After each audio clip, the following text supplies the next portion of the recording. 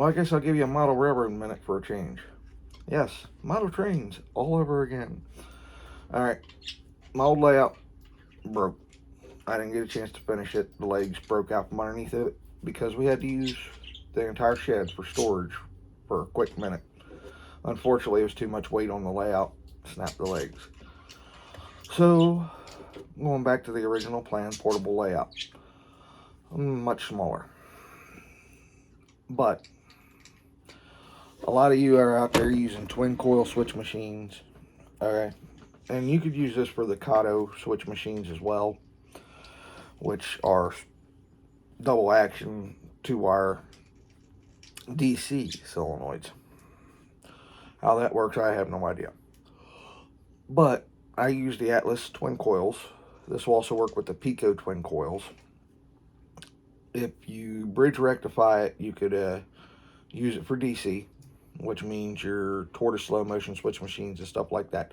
It's a power supply. Yeah, a power supply. I figured this one out just off of a whim. What's a 16-volt power supply that I can find AC and up to 30 watts? Oh, wow.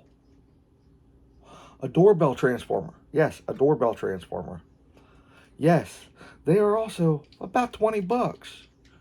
That's a lot cheaper than any throttle that you'll get. And that'll power, heck, 50 turnouts at once. One push of a button, throw 50 twin coil turnouts. If you're using tortoise, perfect.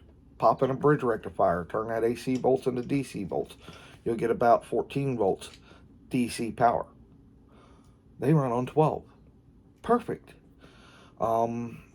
Yeah, it's a little light on the two-phase Kato turnout motors, but it should still work. And if you need to, and you need that extra oomph for those Katos, quick and easy to build discharge capacitor unit will do it.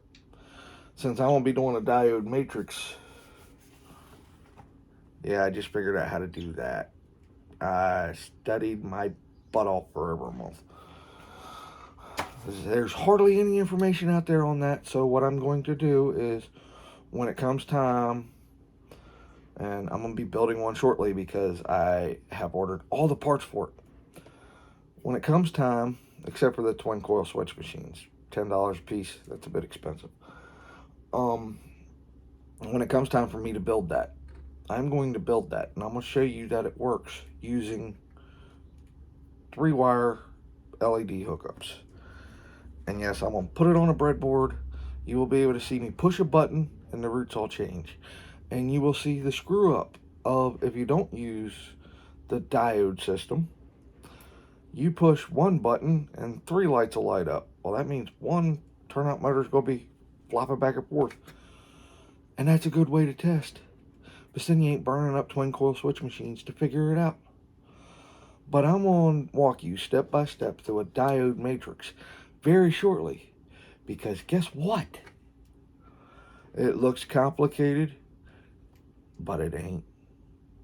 And I know that because I always thought it was overly complicated, overly complex. I'd never figure it out. The only thing that's complex about it is trying to figure out how to set it up.